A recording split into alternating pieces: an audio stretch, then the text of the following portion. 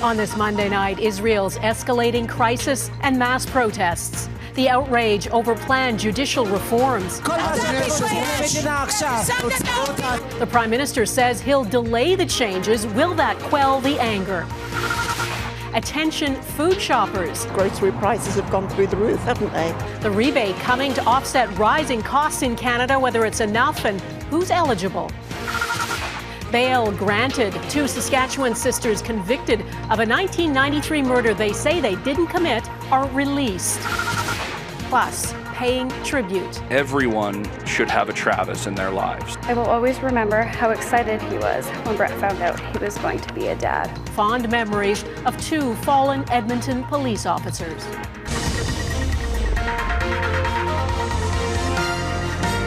Global National with Donna Friesen. Good evening and thanks for joining us. We begin tonight in Israel, where the Prime Minister has partially given into pressure after huge protests across the country, including from his own defense minister. Benjamin Netanyahu has delayed his highly controversial plans to overhaul the judicial system, which would give Parliament the power to override the Supreme Court. But tens of thousands of people still believe Netanyahu is behaving like a dictator, and they are demanding he scrap the legislation altogether. They're angry, too, that Netanyahu fired his defense minister, who called the legislation an immediate and tangible danger to state security. Eric Sorensen has our top story on the turmoil in Israel and where it's headed.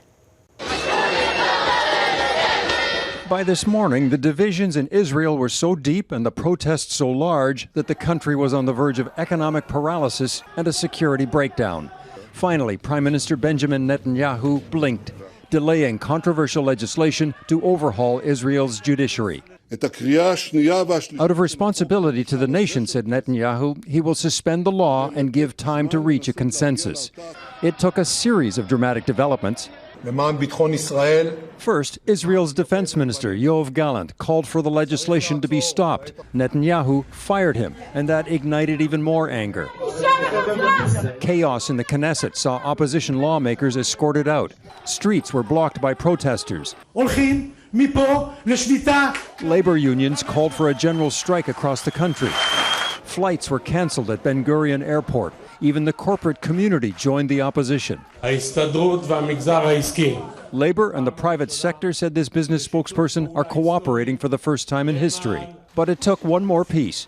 Itamar Ben-Gvir, the head of a right-wing party in Netanyahu's coalition, agreed to the delay in exchange for creating a National Guard under his ministry. The crisis was deflated for now. We welcome this announcement. It's a relief to the international community over a law that Ottawa, too, has openly questioned. We hear the call of people in the streets of Israel. And I've been clear to my counterpart that we're concerned with the judicial reform. That reform would give more power to the Israeli government and weaken the Supreme Court's oversight. Plus, critics say it would protect Netanyahu, who is on trial for corruption. He's standing on trial for criminal charges of fraud, of bribe-taking. This person cannot be in charge of our democracy. The law is only delayed, and Netanyahu says he will take it up again after Passover at the end of April. I think Netanyahu is playing for time. I think the general strikes probably surprised him, but so far it seems that he and his coalition partners do want to see this through. Israel's top labor leader has called off the general strike, but warns that if Netanyahu tries again to push the law through, Israelis will be back on the streets. Eric Sorensen, Global News, Toronto. In Germany, the transport network was at a near standstill today because of that country's largest strike in decades. Flights were suspended at 8 major airports in Germany, including Munich and Frankfurt, and some commuter and regional trains were also canceled. 2 major transport unions are on a 24-hour strike. They're asking for higher wages to deal with the high cost of living. We have new details tonight about how the Canadian government intends to spend money during tomorrow's federal budget. And today, in keeping with tradition, the finance minister bought herself a new pair of shoes. I believe they're on sale. Is that right? They are. Chrystia Freeland's choice, perhaps no surprise given the inflation crisis. To help Canadians deal with rising prices, the federal government is expected to roll out what it is calling a grocery rebate to 11 million Canadian households. Touria Izri has the details. the Canadian household budget is pinched, no matter your stage of life. Last month of school, it's really getting tight on the budget. Grocery prices have gone through the roof, haven't they? The Prime Minister is pledging to do something about it in Tuesday's budget. A big part of the budget will be focused on measures to help Canadians in targeted ways. A senior government source says Ottawa is rolling out a so-called grocery rebate. Low to modest income earners will qualify. Single Canadians will get $234, while a family of 4 will receive $467. From a policy standpoint, I think that makes sense. While it's being called a grocery rebate, economists say it's essentially a GST top-up. It's a cash transfer. There's no requirement for anyone to do anything. The money just shows up in your account if you already received the GST credits. The NDP supports the move, but wants more spending on health. We still want to see confirmation of the dental care expansion. The Liberals are increasing RESP withdrawals from $5,000 to $8,000 to deal with the rising cost of education. They're also unveiling a 30% tax credit for clean tech manufacturing. Part of a joint strategy by Canada and the US to fight climate change and reduce reliance on China. While inflation is falling, the threat of a recession still looms. Canadians cannot afford to eat, heat, and house themselves. Will he show a little bit of restraint and commit in tomorrow's budget to no new taxes? We've demonstrated every step of the way that we're there to support workers, we're there to support Canadians. The Canadian military is struggling and also looking for support.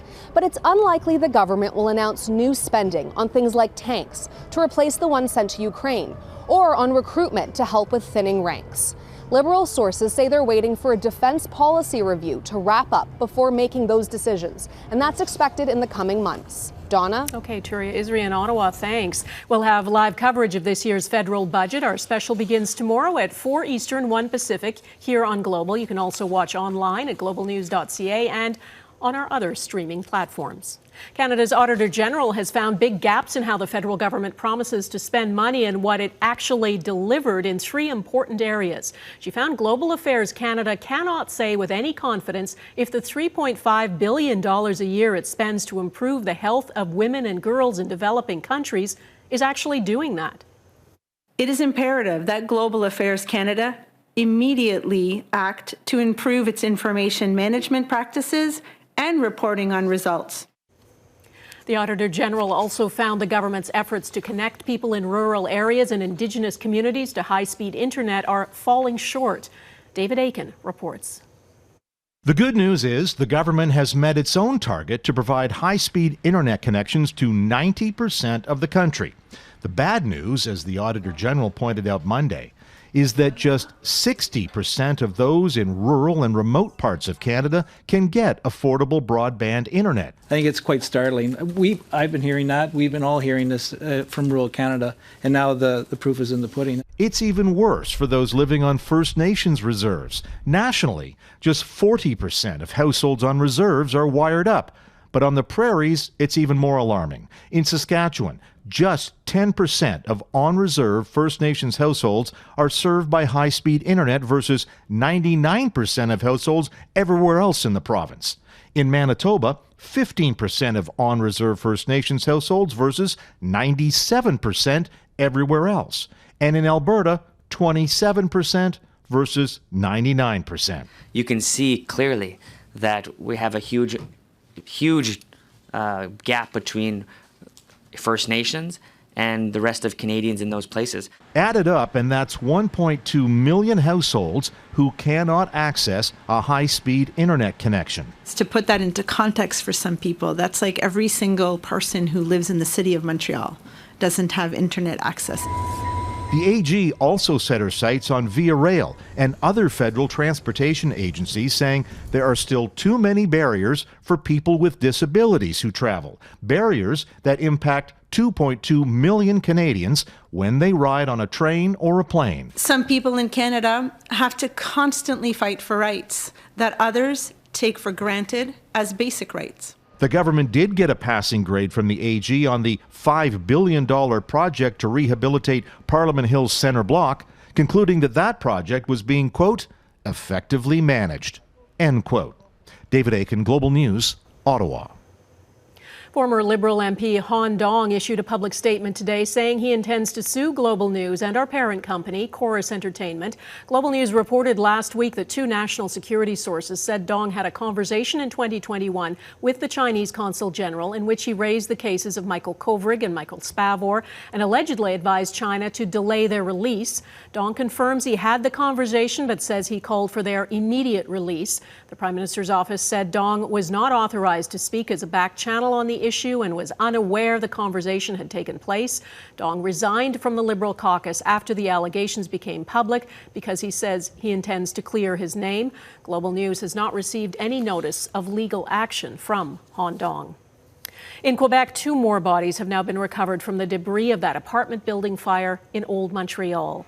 7 people were killed when flames tore through the Heritage Building on March 16th. 5 of the bodies have been identified. Police say no other people are reported missing, but crews are still searching to ensure there are no more victims. Concerns have been raised about illegal short-term rentals in the building. In Nashville, Tennessee, there's been a mass shooting at a private Christian elementary school. At least 3 children, all 9 years old, and 3 adults in their 60s were killed. Police say the suspect, a 28-year-old woman armed with 2 rifles and a handgun, is also dead, and that she was a former student at the school. Jackson Proskow reports on the latest act of gun violence in the U.S. It happened again, this time at a private Christian school in Nashville. Police say a 28-year-old woman opened fire, killing 3 students and 3 adults. All of the children were age 9. I was literally moved to tears to see this and the kids as they were being ushered out of the building. Investigators identified the suspect as Audrey Elizabeth Hale, a former student. They say she was armed with at least 2 assault rifles and a handgun. She was killed by the first officers to arrive. The officers engaged her. She was fatally shot by responding police officers. Investigators say they recovered a manifesto and maps of the school and its security. The small private school was inside a church and was full of elementary school students at the time, the last place anyone expected a massacre. I don't know how somebody could go through with doing something like that. There have been at least 129 mass shootings involving 4 or more victims this year. A survivor of another tragedy, the Highland Park parade shooting in Illinois, happened to be near the Nashville school at the time. How is this still happening? How are our children still dying, and why are we failing them? It's sick. In Washington, an exasperated president called on lawmakers to ban assault weapons.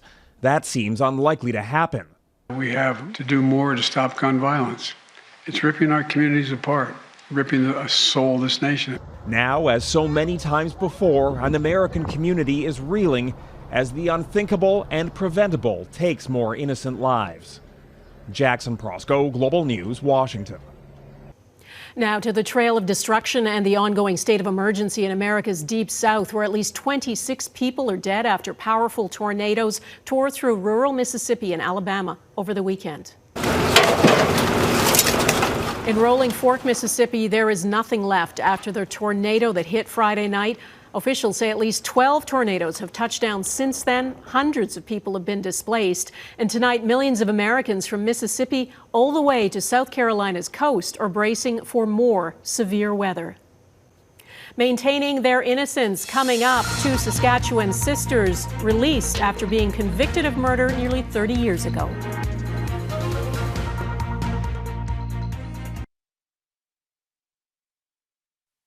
In Saskatchewan, 2 Indigenous sisters who say they were wrongly convicted of murder were granted conditional bail today after nearly 30 years in prison. Narissa and Odelia Cusance were released while they await the results of a ministerial review of the case. Melissa Ridgen reports.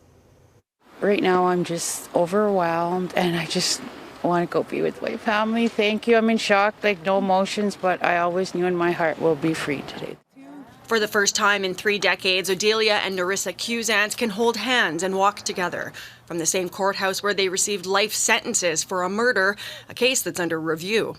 A judge ruled Monday they should be released on bail while that takes place. We're very happy with the result, and it's great to see Odelia and Narissa free. It's been a very long time for them. The sisters were convicted in the death of 70-year-old Anthony Dolph at his farmhouse near Kamsack, Saskatchewan in 1993. They were 19 and 21 at the time, drinking with Dolph and their 14-year-old cousin. The elderly farmer is said to have propositioned the girls soon after he was beaten to death, something the sisters say they didn't do. Their cousin admitted to it and spent 4 years in youth detention. Canada's most notable exoneree, David Milgaard, advocated for the women before his death last year, along with Senator Kim Pate, who wants the women exonerated. This is a big step en route to the minister's eventual decision, because the purpose of this is to get their convictions quashed so that their names are cleared. For now, they'll enjoy freedom while the federal review takes place. That's expected to take a year or more. Melissa Ridgen, Global News. Maternal malnutrition ahead, how food insecurity is affecting mothers in crisis-hit countries.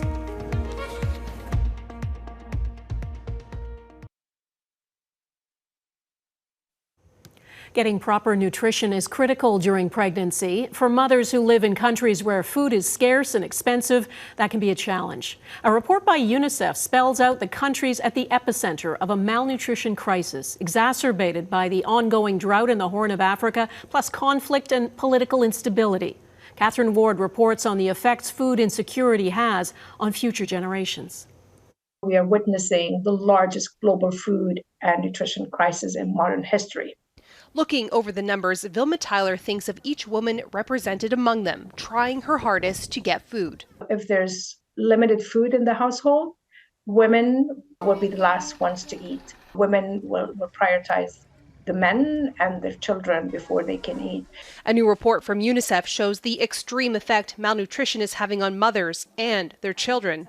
The report highlighted challenges in a dozen countries in Africa and the Middle East. It found acute malnutrition among pregnant women and breastfeeding mothers increased 25% in the past 2 years. Globally, UNICEF estimates 51 million children under 2 years old are too short for their age because of poor nutrition in the first 6 months of life.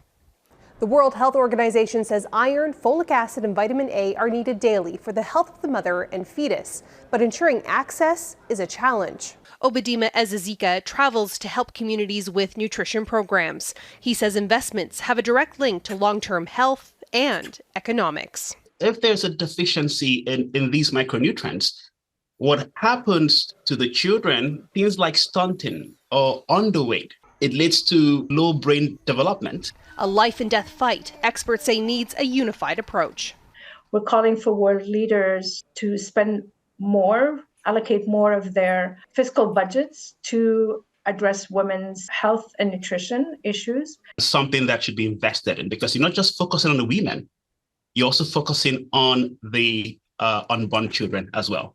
Catherine Ward, Global News, Toronto. Saying goodbye next, friends and family gather for the funeral of 2 fallen Edmonton police officers.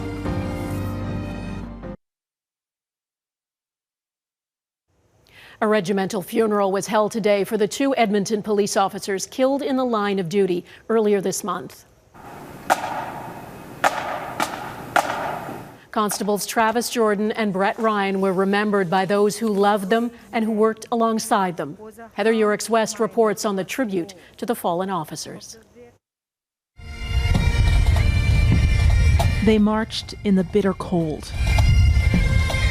escorting their fallen colleagues to the place where their friends and family would say a final goodbye.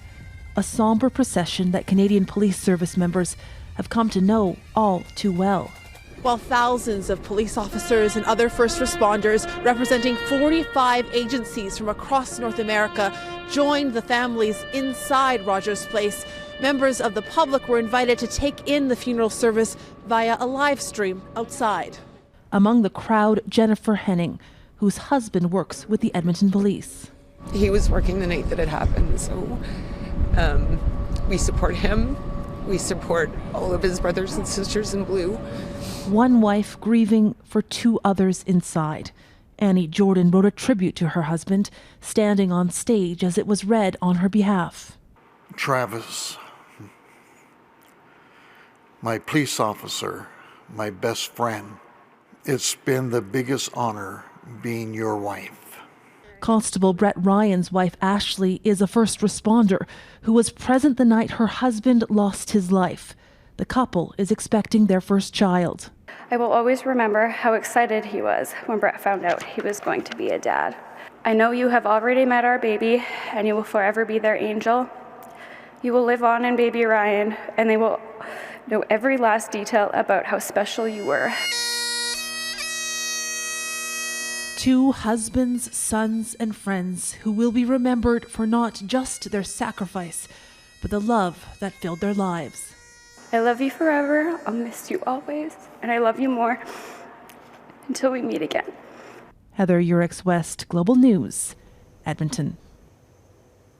And we leave you tonight with more images from the procession in Edmonton today ahead of the funeral for those two officers killed while doing their jobs. Thanks for watching. Hope to see you here again tomorrow. Bye-bye.